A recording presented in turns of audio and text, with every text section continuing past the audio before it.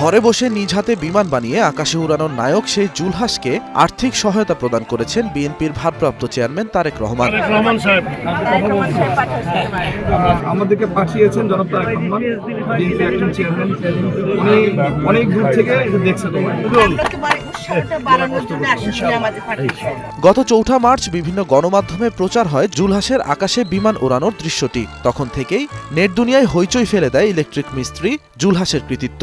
এরপরই এটি নজরে আসে বিএনপির ভারপ্রাপ্ত চেয়ারম্যান তারেক রহমানের। গরিব কৃষক পরিবারের ছেলে জুলহাসের স্বপ্ন পূরণ করতে তার প্রতি সহযোগিতার হাত বাড়িয়ে দেন তারেক রহমান।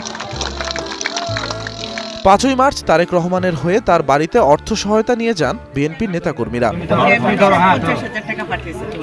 বাংলাদেশের আকাশে এই প্রথম উড়ল দেশীয় প্রযুক্তিতে বানানো প্রথম বিমান, যা ঘরে বসে নির্মাণ করেন এসএসসি পাস জুলহাস মোল্লা।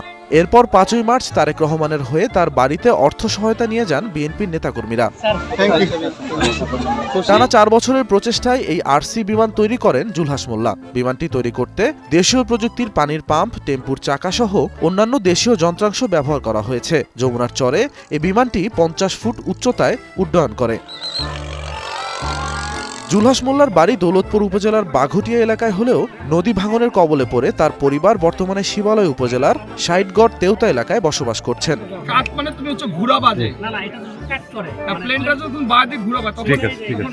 দেশ জুড়ে তোলপা ওয়ালটন ফ্রিজ কিনে আপনিও হয়ে যেতে পারেন মিলেনিয়ার। 6 ভাই ও 2 বোনের মধ্যে জুলহাস পঞ্চম। 2014 সালে জিয়নপুর উচ্চ বিদ্যালয় থেকে এসএসসি পাশ করেন তিনি। তবে অর্থের অভাবে পড়ালেখা আর চালিয়ে যেতে পারেননি। বর্তমানে ঢাকায় ইলেকট্রিক মিস্ত্রির কাজ করছেন 28 বছরের এই তরুণ।